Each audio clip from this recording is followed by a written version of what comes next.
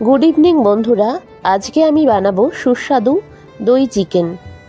প্রথমে আমরা 1 চা চামচ ধনে, 1 চা চামচ জিরে, 10 থেকে 12টা গোলমরিচ আর 2টো শুকনো লঙ্কা কিছুক্ষণ ভিজিয়ে রেখেছিলাম। তারপর ওটা মিক্সিতে দিয়ে পেস্ট করে নিয়েছি। এবার চিকেন ম্যারিনেশনের পালা। নিয়েছিলাম 1 কেজি চিকেন, বাজার থেকে কিনে এনে ভালোভাবে ধুয়ে জল ঝরিয়ে রেখেছিলাম। তাতে অ্যাড করলাম 2 চা চামচ টেবিল চামচ টক দই, অ্যাড করলাম 2 চা চামচ নুন, 2 চা চামচ হলুদ গুঁড়ো,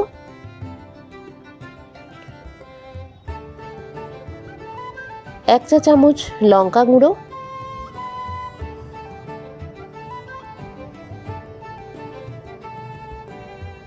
এরপরে দিলাম যে মশলাটা পেস্ট করে রেখেছিলাম সেই মশলাটা।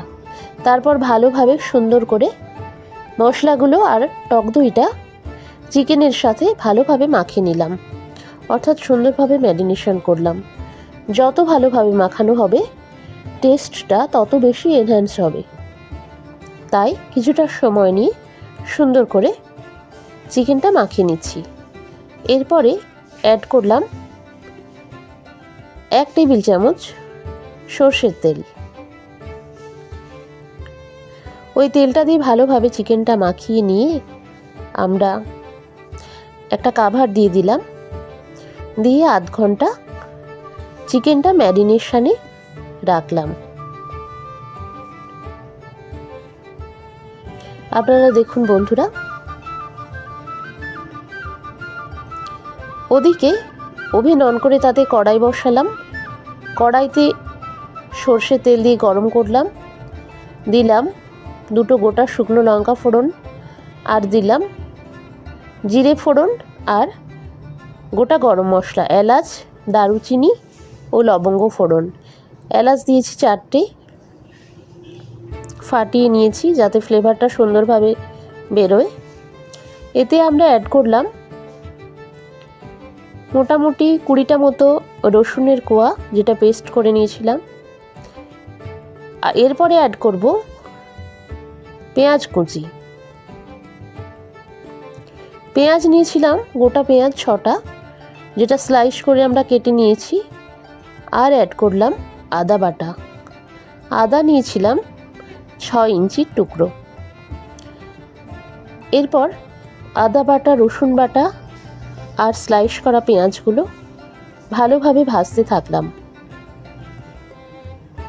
একটু সময় নিয়ে ভাজতে হবে বন্ধুরা। পেঁয়াজ যত সুন্দর করে ভাজা হবে টেস্টটা তত সুন্দর হবে।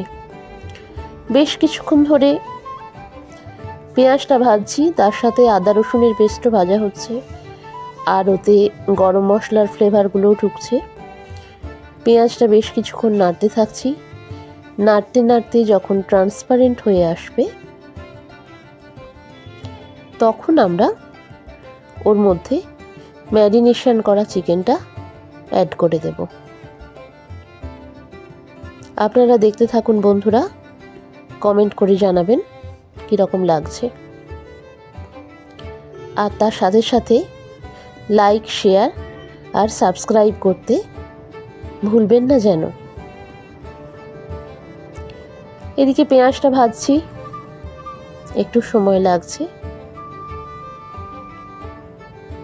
ধীরে ধীরে ভাজা চলছে। অ্যাড করলাম 1 চা চামচ নুন, 1 চা চামচ হলুদ গুঁড়ো,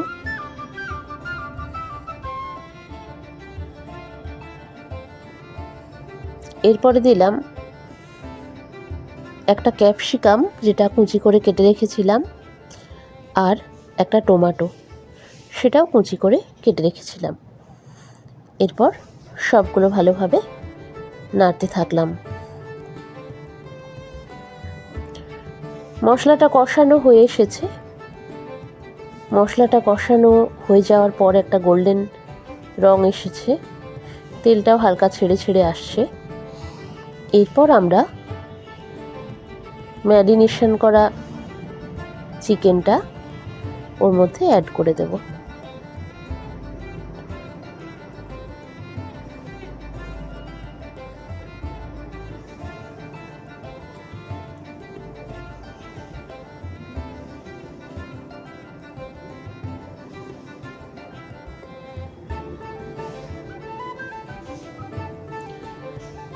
ম্যারিনেশন করা চিকেনটা অ্যাড করার পর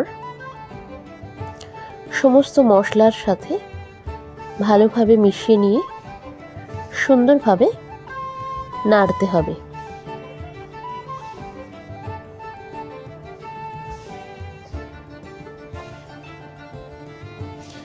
ধীরে ধীরে চিকেনটা কষা হচ্ছে, আপনারা দেখুন বন্ধুরা।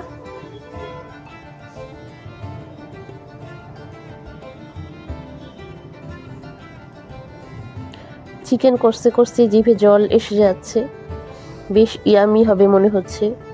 আমি নিজে রান্না করে নিজেই কমেন্ট করে যাচ্ছি, কারণ বন্ধুদের কমেন্ট আমি দেখতে পাই না, কি আর করব।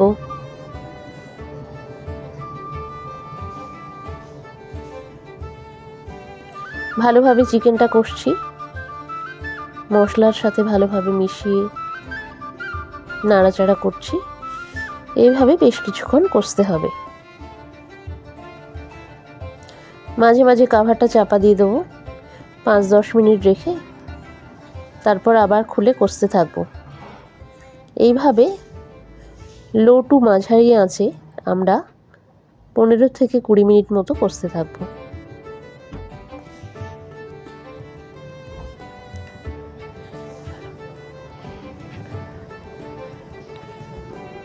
বেশ কিছুক্ষণ এভাবে কষার পরে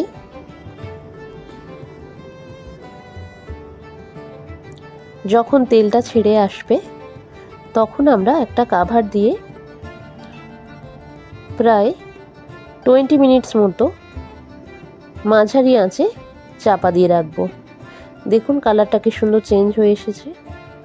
এইভাবে আমাদের দই চিকেন একদম রেডি হয়ে গেছে।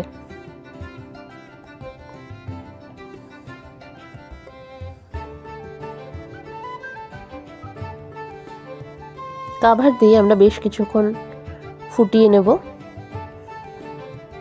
দেখুন কালারটা কি সুন্দর এসেছে।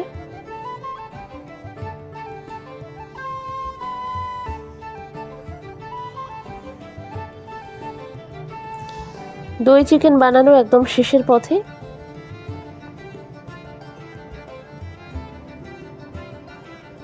শেষে একটু ধনেপাতা অ্যাড করে দিয়েছিলাম। এরপর পরিবেশনের পালা। একটা থালা নিলাম, এতে প্রথমে ভাত নিলাম,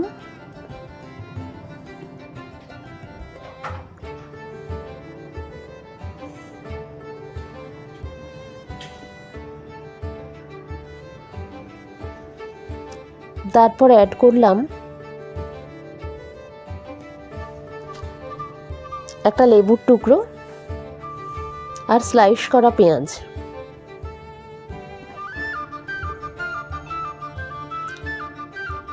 এরপর চিকেনটা নিয়ে নিলাম, একটা লেগ পিসও নিয়ে নিলাম। আমার তো প্রচণ্ড খিদে পেয়ে গেছে, ওদিকে বেলাও হয়েছে। গ্লাসে জল ঢেলে নিলাম, তারপর আমি খেতে বসে গেলাম। টেস্ট করে দেখি কেমন হয়েছে। দেখে তো মনে হচ্ছে ভীষণই টেস্টি হবে।